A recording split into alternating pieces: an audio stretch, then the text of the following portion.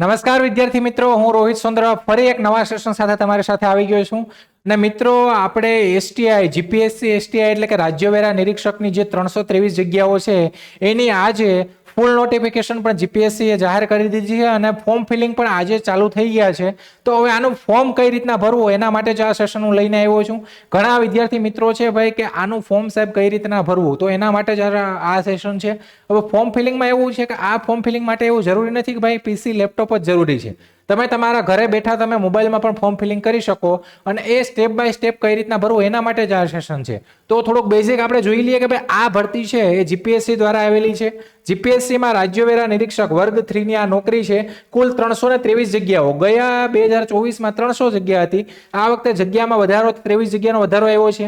અહીંયા જે આ જગ્યાઓ છે એમાં કેટેગરી વાઇઝ જગ્યાઓ આપેલી છે કે ભાઈ જનરલની કેટલી, ઈડબ્લ્યુએસની, પછી એસસીબીસીની, એસસીની, એસટીની અને એમાં મહિલાઓની જગ્યાઓ કેટલી છે, એની સાથે સાથે દિવ્યાંગ અને માજી સૈનિકની જગ્યાઓ કેટલી છે એ પણ આપેલી છે.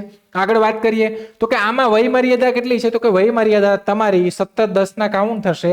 તમારી ઓછામાં ઓછા તમારા 20 વર્ષ હોવા જોઈએ, મેક્સિમમ વધુમાં વધુ તમારા 35 વર્ષ હોવા જોઈએ. અને તમે જો રિઝર્વેશન કેટેગરીમાં આવતા હોય કે એસસી એસટી એમાં તમે આવતા હોય તો 5 વર્ષની છૂટછાટ, એની સાથે સાથે તમને મહિલા ઉમેદવારોમાં છૂટછાટ છે. તો એ પ્રમાણે અહીંયા રિઝર્વેશન કેટેગરી દિવ્યાંગ ઉમેદવારોની છૂટછાટ છે એ આપેલી છે. આગળ વાત કરીએ શૈક્ષણિક લાયકાત, તો કે ભાઈ જે વ્યક્તિ છે, જે ઉમેદવાર છે એને ગ્રેજ્યુએશન કમ્પ્લીટ કરેલું હોય, એટલે કે તમે કોઈ પણ ફિલ્ડમાં ગ્રેજ્યુએશન કમ્પ્લીટ કર્યું હોય અથવા તમે છેલ્લા વર્ષમાં હોય તો પણ આમાં તમે ફોર્મ ફિલિંગ કરી શકો. અને સાથે પગાર ધોરણની વાત કરીએ તો પગાર ધોરણ પણ સારો છે, 49,600. એના પછી 5 વર્ષ ફિક્સ, એના પછી તમારે આ પગાર ધોરણ લાગશે 39,900 થી 1,26,600.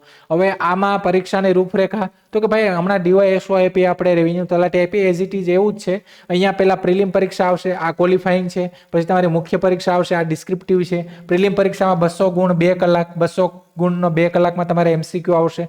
એમાં તમે મેરિટમાં આવો એટલે તમારી મુખ્ય પરીક્ષામાં 4 પેપર, 4 પેપરમાં તમારા ગુજરાતીનું 1 પેપર, 1 અંગ્રેજીનું, 2 સામાન્ય અભ્યાસના. આ 4 પેપર 100 માર્કના રહેશે. અને સાથે સાથે તમને 3 કલાકનો ટાઈમ મળશે, કેમ કે આમાં તમારે લખવાનું છે. આ જે 400 માર્ક છે એમાંથી તમારું મેરિટ કાઉન્ટ થાય. 323 જણા આ 400 માર્ક ઉપર જ એનું સિલેક્શન થાય. આગળ ફોર્મ ફિલિંગની હવે શરૂઆત કરીએ આપણે, તો કે તમારે ગૂગલમાં આવી રીતના ઓજસ જીપીએસસી તમે લખો જઈને ગૂગલમાં, એટલે સીધું તમારું આ પેજ આવી જાય. અથવા તમે ડાયરેક્ટ gpsc.ojs.gujaratgovernment.in એ તમે ખોલો તો પણ તમે ડાયરેક્ટ સાઇટ ઉપર જતા રહેશો.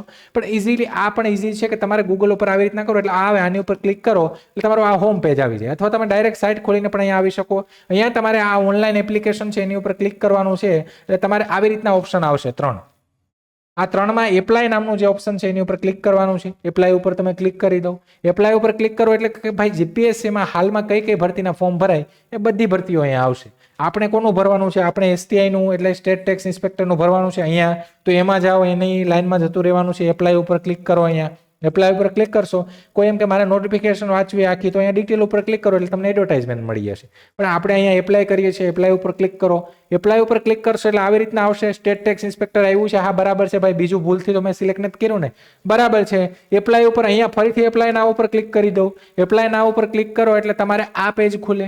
આ પેજમાં શું છે કે ભાઈ આમાં એવું છે કે ઓજસ અને જીપીએસસી ઓજસ આ લોકોએ થોડા ટાઈમ પહેલા એવી વસ્તુ કરી કે ભાઈ અમે એક ઓટીઆર એટલે કે તમારી વન ટાઈમ રજીસ્ટ્રેશન પ્રોસેસ એ લોકોએ કરેલી કે તમારે વારંવાર આ બધી ડિટેલ નાખવી પડે, એના કરતાં તમે એકવાર ડિટેલ નાખો, અમે તમને એક ઓટીઆર રજીસ્ટ્રેશન નંબર આપી દઈએ, જેથી તમે એ નંબર નાખો અને તમારી જન્મ તારીખ નાખો એટલે તમારી ડિટેલ બધી ભરાયેલી આવી જાય. તો જે લોકો પાસે ઓટીઆર હોય કે જેણે પહેલેથી રજીસ્ટ્રેશન કરેલું હોય, એની પાસે ઓટીઆર નંબર હોય, તો એ અહીંયા ડાયરેક્ટ નાખી અને એ તમારી જન્મ તારીખ નાખીને એપ્લાય વિથ ઓટીઆર કરી દો. પણ જે લોકો પાસે ઓટીઆર નથી અને ભવિષ્યમાં પણ આપણે હેરાન નથી થવું, તો તમે અહીંયા ન્યૂ રજીસ્ટ્રેશનમાં જઈને પણ કરી શકો. અથવા તમે સ્કીપમાં જઈ અને તમે ડાયરેક્ટ આનું ફોર્મ ભરી શકો. જો તમે સ્કીપ કરશો ને તો તમારે ખાલી એસટીઆઈનું જ ફોર્મ ભરી શકશો, પછી પાછો આવતી વખતે તમારે સ્કીપ કરીને જ ભરવું પડશે. પણ તમારે ન્યૂ રજીસ્ટ્રેશન કરશો તો તમારો ઓટીઆર બની હશે. હવે આપણે ફોર્મ ભરીએ છીએ, સ્કીપ કરીને ડાયરેક્ટ તમે ફોર્મ ભરો અથવા તમે ઓટીઆર નાખીને ભરો તો આગળના પેજમાં આવી એક ખુલશે બોક્સ ઉપરની સાઈડ. એમાં લખેલા આવશે કે ભાઈ તમે ફોર્મ ભર્યા બાદ ફોર્મ ડાઉનલોડ કરી લેવાનું, તમારો ફોટો સહિત તમે બરાબર અપલોડ કર્યા છે કે નહીં, તમારા જ છે કે નહીં ચેક કરી લેવાના. અને ક્યાંય પણ ભૂલ કે ક્ષતિ હોય તો તમે એડિટ મેનુમાં જઈને એડિટ પણ કરી શકો. ઠીક છે, છેલ્લી તારીખ પહેલાં આ બધી વસ્તુ કરી લેવાની એવું આ લોકોએ કીધું છે. તો આપણે ઓકે આની ઉપર મારી દેવાનું. ઓકે કર્યું એટલે આ પહેલું પેજ ખુલી ગયું. આ જે લોકોએ OTR હશે એનું બધું ભરેલું આવશે ડિટેલ, અને જે લોકો પહેલી વખત કરે છે એ લોકોને અહીંયા તમારે ટાઇટલ સિલેક્ટ કરવાનું છે, મિસ્ટર, મિસિસ, મિસ જે હોય એ, તમારી અટક સરનેમ અહીંયા નાખવાની છે, અહીંયા તમારું ફર્સ્ટ નેમ, તમારું જે નામ હોય તે, તમારા પિતાનું નામ અહીંયા નાખવાનું છે, અહીંયા તમારા મમ્મીનું નામ નાખવાનું છે. હવે એની નીચે આ બધું એક જ પેજમાં આવશે. નીચે તો કે જેન્ડર, ઠીક છે, તમે મેલ ફિમેલ બંનેમાંથી તમારે જે પુરુષ ઉમેદવાર છે અને મેલ સ્ત્રીમાં છે એને ફિમેલ સિલેક્ટ કરવાનું છે. અહીંયા રીસિલેક્ટ મેલ ફિમેલ કરવાનું છે. અહીંયા જે સિલેક્ટ કર્યું એ જ અહીંયા ફરીથી સિલેક્ટ કરવાનું. તમારી જન્મ તારીખ ખાસ આવી રીતના નાખવાની છે કે મારે લાવો એ 01/06/1998 છે, તો આવી રીતના જન્મ તારીખ નાખવાની છે. તમારે મેરિટલ સ્ટેટસ, તમારે પરણેલા છો, નથી પરણેલા, અનમેરિડ છો, જે વસ્તુ છે એ તમારે અહીંયા નાખવાની છે. સેપરેટેડ. અહીંયા કેટેગરીમાં તમારે જનરલ, SC, ST, OBC એ જે કેટેગરી, EWS એ તમારે ત્યાં સિલેક્ટ કરી લેવાની છે. આ થોડું વાંચી લેવાનું કે ભાઈ તમારે જે પ્રમાણે કેટેગરી વાઇઝ લાભો છે તમે જે નાખશો એ પ્રમાણે મળશે, એ બધું છે, ઠીક છે. આ વસ્તુ થઈ ગઈ એટલી. હવે એની નીચે તો કે તમારે એડ્રેસ ડિટેલ નાખવાની છે, કોમ્યુનિકેશન ડિટેલ, તમારી પ્રેઝન્ટ એડ્રેસ કયું છે, તમારું પરમેનન્ટ એડ્રેસ કયું છે. જો તમારા બંને અલગ અલગ હોય, માની લો કે આપણું મૂળ ગામડાનું હોય ને આપણે ક્યાંય સિટીમાં અત્યારે હોય, તો આપણું જે અત્યારે સિટીમાં રહેતા હોય અહીંયા નાખવાનું, ગામડાનું પરમેનન્ટ અહીંયા નાખવાનું. પણ બંને સરખા હોય તો બંને જગ્યાએ અહીંયા તમારે પ્રેઝન્ટમાં અહીંયા નાખી દેવાનું કે ભાઈ એટ વિલેજ તમારું જે હોય ગામ હોય એ નાખી દઉં. અહીંયા તમારો TAL કરીને તાલુકો નાખી દઉં, ડિસ્ટ કરીને તમારો જિલ્લો એ નાખી દઉં, અહીંયા નાખી દીધું. સ્ટેટમાં ગુજરાત સિલેક્ટ કરી લઉં, અહીંયા ડિસ્ટ્રિક્ટ તમારો જે લાગુ પડતો હોય એ સિલેક્ટ કરી લઉં, તાલુકો તમારો જે લાગુ પડતો હોય એ સિલેક્ટ કરી લઉં, પિનકોડ તમારો જે અહીંયા હોય કે ભાઈ 360005 આવી રીતના કોઈ પણ પિનકોડ આવે એ લખી નાખો. મોબાઈલ નંબર તમારો જે મોબાઈલ નંબર અહીંયા જે હોય મોબાઈલ નંબર એ તમારો મોબાઈલ નંબર અહીંયા નાખી દો. આ ટેમ્પરરી આવી રીતના નાખું છું 10 આંકડાનો. એ જ મોબાઈલ નંબર ફરી અહીંયા એન્ટર કરી દો, મોબાઈલ નંબર. હવે એ જ પરમેનન્ટ એડ્રેસમાં એ જ વસ્તુ બધી નાખવાની છે. પણ અહીંયા એક વસ્તુ એ છે કે ઈમેલ આઈડી નાખવાની છે. તમારી ઈમેલ આઈડી જે હોય એ ઈમેલ આઈડી અહીંયા નાખી દો તમે, @gmail.com કરીને એની પહેલાં તમારું જે પણ હોય એ તમે નાખી દો. અહીંયા read type email ID A ફરીથી ઈમેલ આઈડી નાખો. આ બંને ખાસ નાખવાની છે. અને નેશનાલિટીમાં ઇન્ડિયન, ભારતીય, એ બધાને એ સિલેક્ટ કરવાનું છે. આગળ વધીએ. આગળ નીચેના પેજમાં, એ જ પેજમાં નીચે તો કે હવે તમારી ઉમેદવારની માહિતીમાં તમે માની લો કે રમત ગમતમાં ક્યાંય તમે નેશનલ લેવલે કે ઇન્ટરનેશનલ લેવલે કે સ્પોર્ટ્સમાં તમે ક્યાંય ગયા હોય, તમારું સર્ટિફિકેટ હોય, તો અહીંયા યસ કરી તમે કયા સ્પોર્ટ્સમાં ગયા હતા, કઈ રમતમાં, તમારું લેવલ કયું, તમે આંતરરાષ્ટ્રીય સ્તરે ક્યાં ગયા હતા, રાષ્ટ્રીય સ્તરે કયા વર્ષમાં તમે ભાગ લીધો હતો અને કયા અધિકારીએ તમને પ્રમાણપત્ર આપ્યું છે એ તમારે નાખવાનું છે. અહીંયા પર્સન વિથ ડિસેબિલિટી, દિવ્યાંગ ઉમેદવારો, ડિસેબિલિટી ઉમેદવારો જે છે એમના માટે પણ જગ્યાઓ છે. તમારે કોઈ ડિસેબિલિટી હોય તો અહીંયા યસ કરી અને એનું સર્ટિફિકેટ નંબર, એની ડેટ અને એ કયા અધિકારીએ આપ્યું એ તમારે સિલેક્ટ કરવાનું છે. એને આગળ નીચેમાં તો કે હવે અહીંયા એક ઓપ્શન આવો છે કે do you need facility of scribe લાહિયો, એટલે કે જે લોકો લખીને ક્ષમતા ન હોય, દિવ્યાંગ ઉમેદવારો છે, તો એને લખવા માટે સ્ક્રાઇબ આપે છે. તો એને અહીંયા યસનો, જેને નથી એને તો આપણે નો જ કરી દેવાનું. જેને ન હોય કે હાલો ભાઈ આમાં નથી આવતા પર્સન વિથ ડિસેબિલિટીમાં, તો અહીંયા બેઝિક નોલેજ ઓફ કોમ્પ્યુટર, તો કે તમારી પાસે CCC 12માં કોઈ સબ્જેક્ટ હોય, ગ્રેજ્યુએશનમાં તમારી પાસે કોમ્પ્યુટર એક સબ્જેક્ટ હોય તો યસનો એ તમારે સિલેક્ટ કરવાનું છે. અહીંયા જે મહિલા વિધવા ઉમેદવાર છે એને યસ નો એ પ્રમાણે હોય તો એ પ્રમાણે સિલેક્ટ કરવાનું. એનું વિડીયો સર્ટિફિકેટ નંબર, ડેટ અને એ કયા અધિકારી આપ્યું એ તમારે સિલેક્ટ કરવાનું છે. એક્સ સર્વિસમેનમાં તો કે તમે જો એક્સ સર્વિસમેન હોય તો અહીંયા યસ કરી દો, ના હોય તો કોઈને નો જ રહેવા દેવાનું, કોઈ છેડછાડ નથી કરવાની. અહીંયા રિટાયર્ડ છે કે તમે હજી 1 યરનું ડ્યુ છે તો એ તમારે સિલેક્ટ કરવાનું. Any date, any identity card અને ઇસ્યુ અને કયું અધિકારી છે એ લખવાનું. અહીંયા તમે કોઈ ગુજરાત ગવર્મેન્ટના currently working as a Gujarat state government employ, કોઈ ગુજરાત ગવર્મેન્ટમાં તમે કોઈ પણ ખાતામાં લાગેલા છો, તમે નોકરી કરો છો તો યસ કરવાનું જો હોય તો. અહીંયા તમે ક્યારું તમારું જોઈનિંગ થયેલું અને તમારું કયું ડિપાર્ટમેન્ટ છે એ ખાતાનું નામ લખવાનું છે. અહીંયા તો are you in feeder cadre of respective post, તો કોઈ તમે આ જે રિસ્પેક્ટિવ પોસ્ટ છે ને કોઈ ફીડર કેડરમાં છો, યસ નો, તો ત્યાં ન હોય તો ના કરી દેવાનું છે. ઠીક છે. અહીંયા આ ખાસ ધ્યાન રાખજો ભાઈ, SSC સીટ નંબર એટલે તમારો 10માનો જે સીટ નંબર છે એ તમારે રોલ નંબર જે છે એ નાખવાનો છે. અહીંયા આપણે નોર્મલી C કરીને આવે છે 10માં, C તમારો જે હોય માની લો 720 501 તો આવી રીતના લખવાનો, પણ આમાં ક્યાંય સ્પેસ નથી મૂકવાનો, ભેગો લખવાનો. એ જ સીટ નંબર તમારે અહીંયા લખવાનો છે. અહીંયા તમારું નોર્મલી મંથ અને યર ઓફ SSC તો આપણે અહીંયા હોય છે માર્ચ 2024-25, તમે જ્યારે પાસ કર્યું હોય, 24-25 તો નહીં જ આવે, 2020, ઠીક છે. તો એ તમારે અહીંયા નાખવાનું જે છે. ફૂલ name as given SSC marksheet, તો SSC માર્કશીટમાં તમારું જે આખું નામ છે એ આખું નામ SSC માર્કશીટમાં જે પ્રમાણે છે એ પ્રમાણે તમારે લખવાનું છે. SSC બોર્ડ, તો બોર્ડ કયું, ગુજરાત બોર્ડ અથવા તમારે જે પણ હશે અહીંયા સિલેક્ટ કરી લેવાનું છે.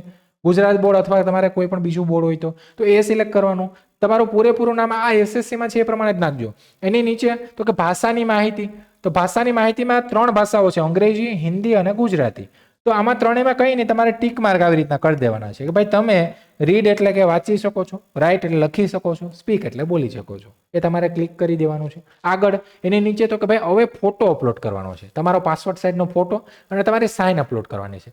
તમે એક ફોટો પાસપોર્ટ સાઇઝનો હોય ને મોબાઈલમાં ફોટો ક્લિક કરી લેવાનો, એને ક્રોપ કરીને એડજસ્ટ કરી દેવાનો, એની રીસાઇઝ કરવાનો. રીસાઇઝ માટે ગૂગલમાં ઓનલાઈન ફોટો રીસાઇઝ એવો લખો ને એટલે ઘણી બધી વેબસાઇટો ખુલે.